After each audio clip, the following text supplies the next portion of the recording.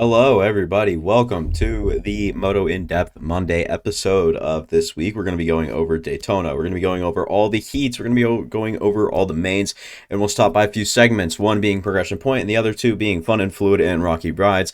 That'll be at the end. So if you guys even care about just that, skip to it. Skip to just whatever you want to hear about. You guys can skip right past the main, or the heats, my bad. Feel free, but we'll start with 250 Heat 1, where Nate Thrasher and Tom Vial got out to good starts. These 250 heats were kind of, not really eventful. There wasn't a whole lot going on. They were pretty not eventful, like I mentioned. Thrasher, towards the beginning, he was in second. Vial had overtaken that number one spot. I'm not quite sure if he hole shot. I'm pretty sure he was just straight out the first place rider.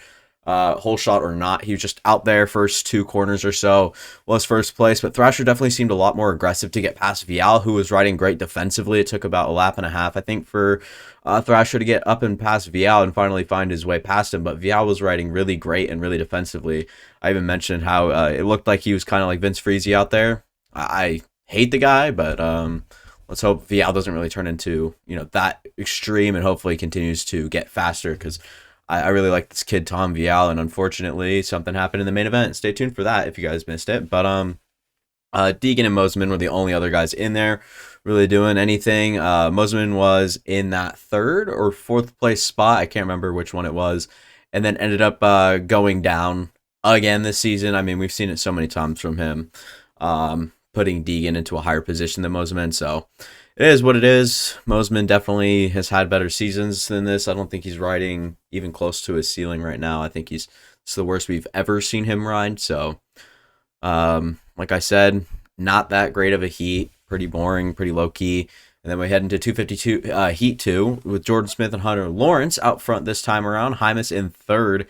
Hymas looked like one of the better riders out there. He looked like one of the veterans, honestly. I didn't see too much from him that really led me to be like, oh, this guy's still learning. I think it was a lot of smart moves. He was really fast, and he definitely had his lines down. But the only thing that sucked, though, is he wouldn't catch on to one or two different things that other guys were doing that was clearly a little bit faster, which was a bummer, but I can understand you like kind of just being caught up in the moment. So he gets a total out for that, and yes, I know. I see this. All right, it's a zit that I've been picking at, so screw off. Anywho, Chance Hymas looks really good, and I cannot wait to see how he kind of develops through the season. I think that he is on my progression point, too, by the way, so stay tuned for that segment as well. Jeremy Martin had a quiet ride in fourth. I'm pretty sure he finished in fourth. Hunter passes for first with a minute left after Jordan Smith was holding the lead for a majority of the time. Anstey had a very disappointing heat race.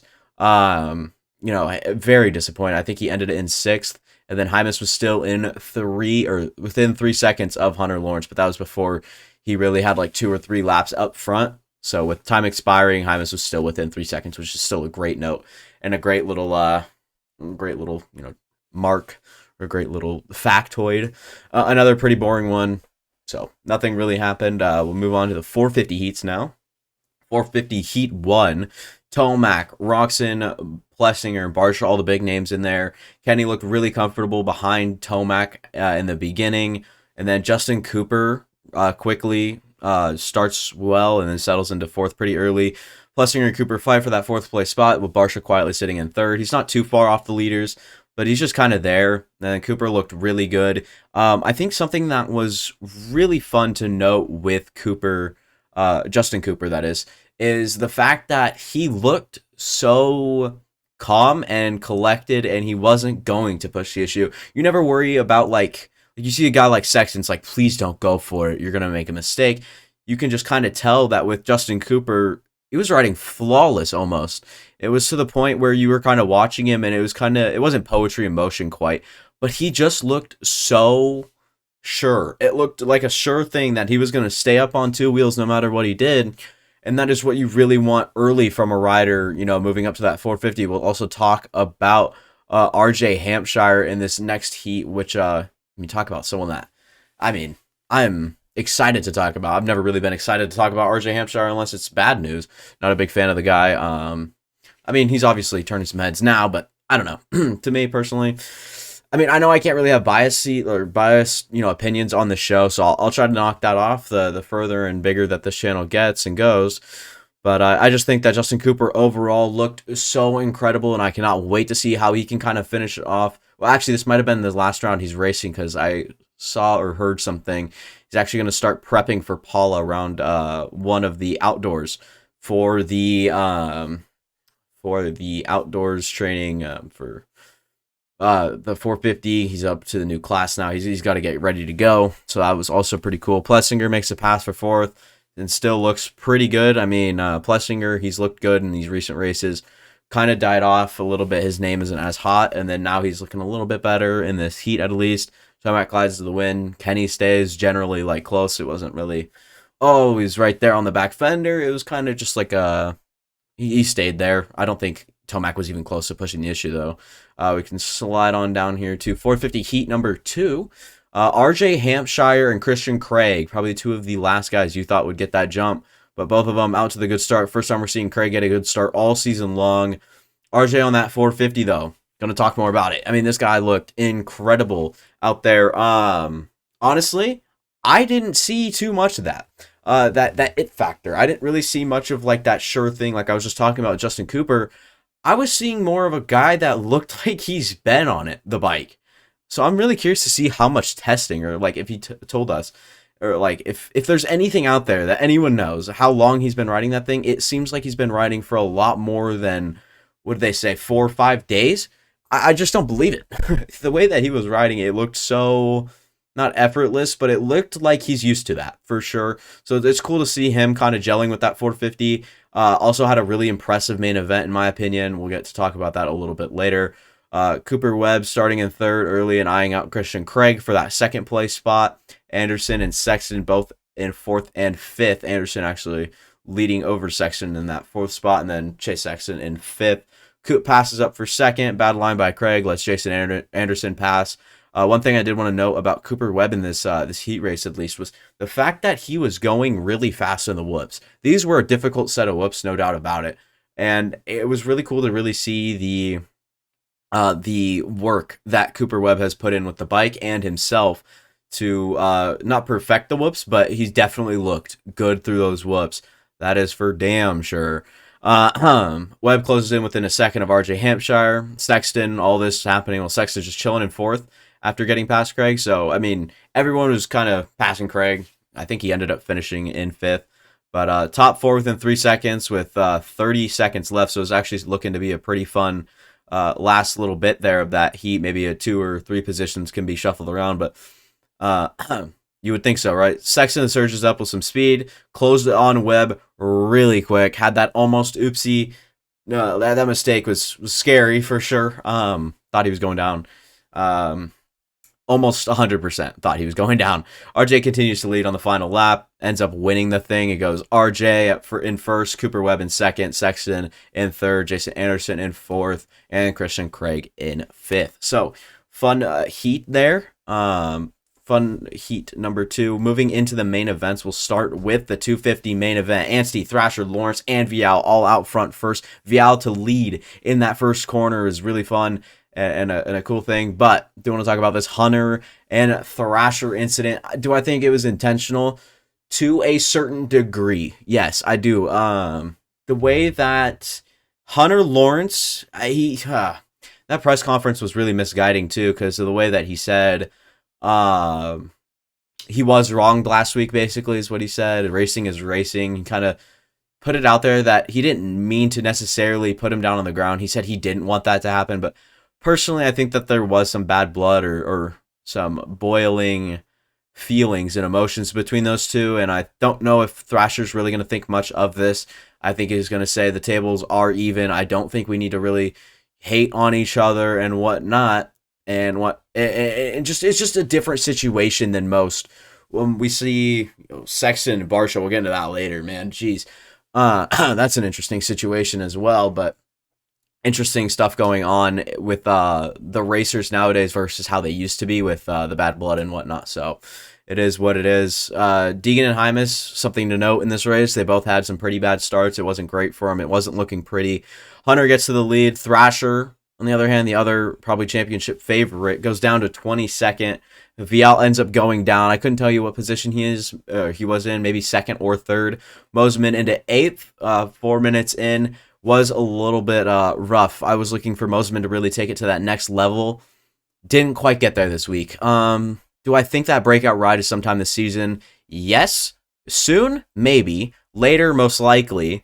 And then does he have one at all? It's probably 80-20. 80% says yes, he has a top 5 ride this season, which is crazy to even say, the way that he's been riding these recent years. So it's tough to see for sure. Digging to 5th after his bad start was something that was really fun to me, the way that he can really sift his way up the pack. And then we saw his awkward pass for 3rd on Jeremy Martin.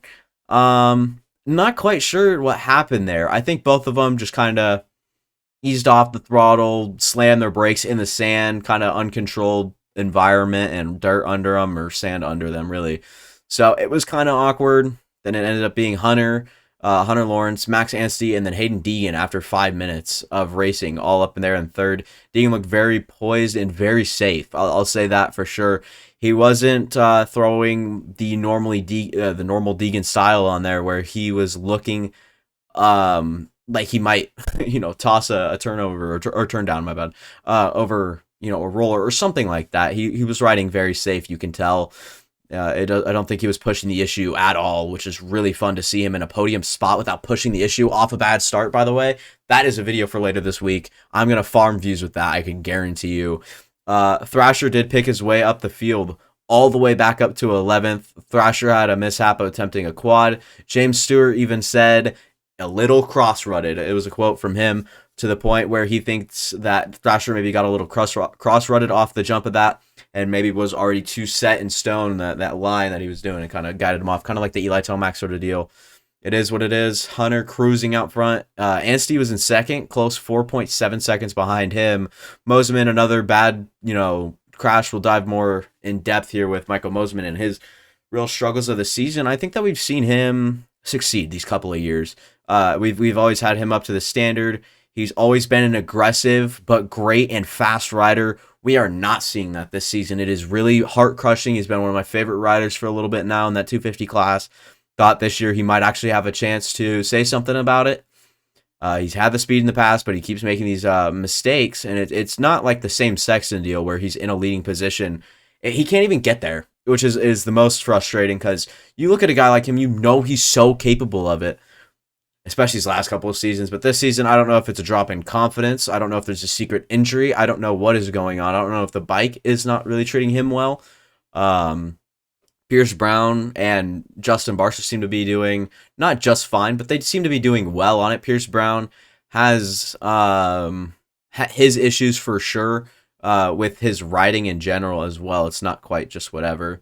So it is what it is. I can't wait to see Mosiman break out sooner or later, if he ever does. I mean, I really hope he does, man. I mean, one of my favorite riders, probably will be to the day he retires, just by what I've heard from him. He's got an interesting personality and whatnot, and it is what it is. We'll dive back into the race here. Something to note was Hymas had that bad start, and I actually think he ended up crashing pretty early in the race, was filtered down to 18th at one point, gets all the way back up to 6th, and J-Mart's disappointing ride in 5th.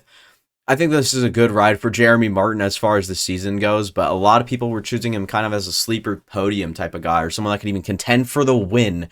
That is how well he's done in Daytona years past, and J-Mart had a disappointing ride. I say that because it's pretty average for what he's on course from this whole season so far, but it could have been something great, and disappointed by the fact that he didn't really follow through. Don't want to say disappointing too much, because it really wasn't. It was good ride. It was good ride. English not good.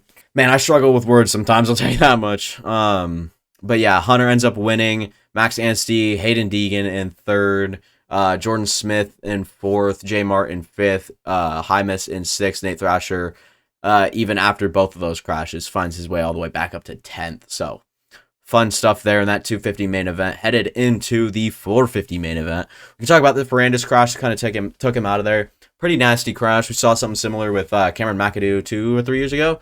I think it was 2 years ago, with the Atlanta Motor Speedway incident there. So it is what it is.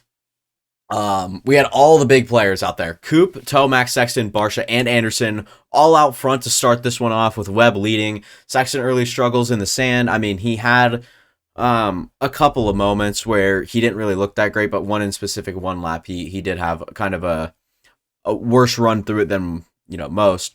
Barsha stays in the loop with the leaders. What was interesting later into this race, or I guess earlier into this race, was Coop ended up blitzing the whoops with Tomac and Sexton jumping. That is like a sight that has never been seen before, with Coop blitzing and then seeing Sexton and Tomac behind him jumping. I thought that was absolutely nuts. I thought that it was bizarre to even see. I thought it was bizarre to even point out, because I just didn't see ever that happening, but it's because Cooper Webb didn't have these guys in front of him to kind of monitor what lines they were doing as well. So he didn't even know what was going on behind him either. Sexton, either I have written down right here, either wasn't pushing or just didn't have that next gear this week. Although he did set down a hell of a lap in qualifying.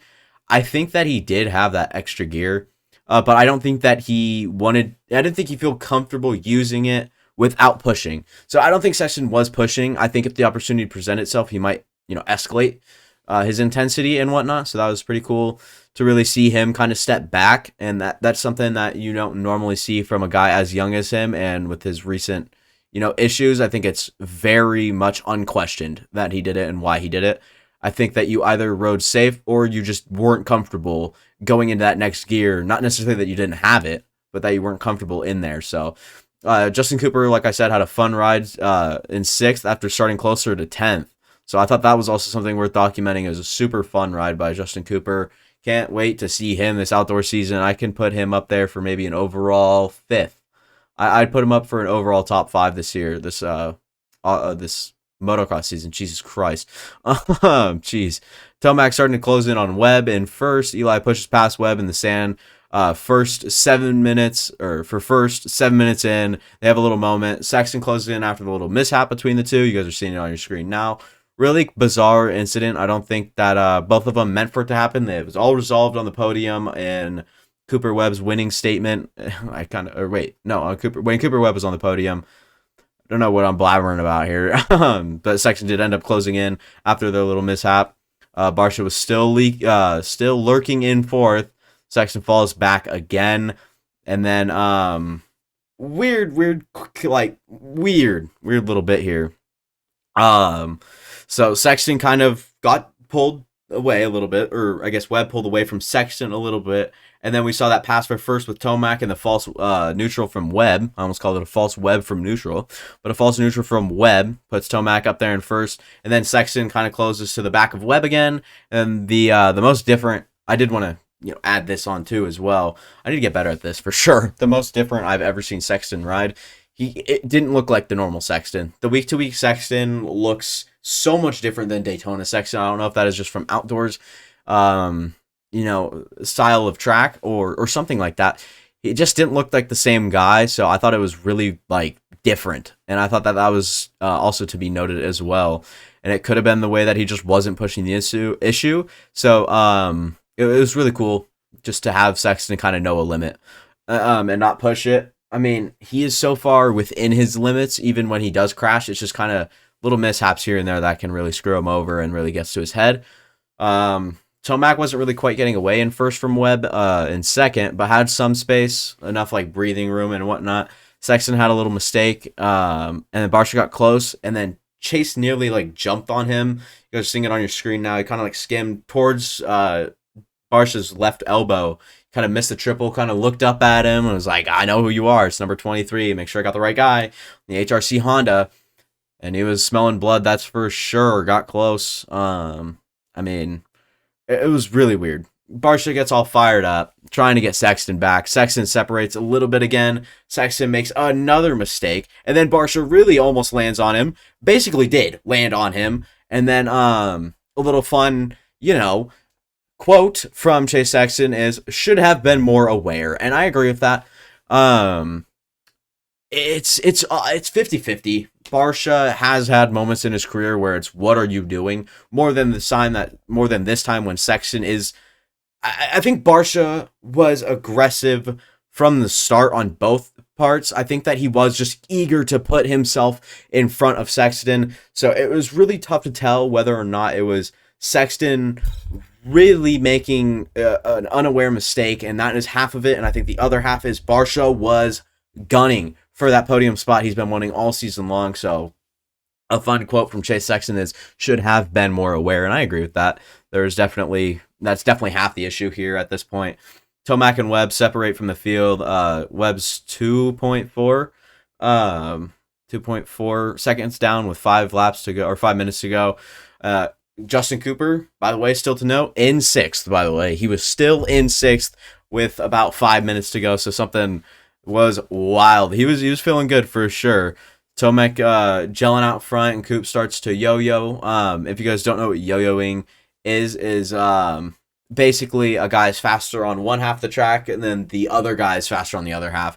Or there's one quarter, the second quarter of the track, this guy is doing something that's, taking a different line, and the other guy isn't catching on or just can't do it as well, and it kind of yo-yos. And then in the third quarter or the fourth quarter of the track, someone's doing something else, the other guy's doing something else to catch that time back up. So you see him kind of yo-yo with the time. So you see, 0.8 seconds of separation, and then maybe 0.6 seconds closing back in, and you're still losing that 0.2 maybe. It really just depends on the track and where they're starting to yo-yo.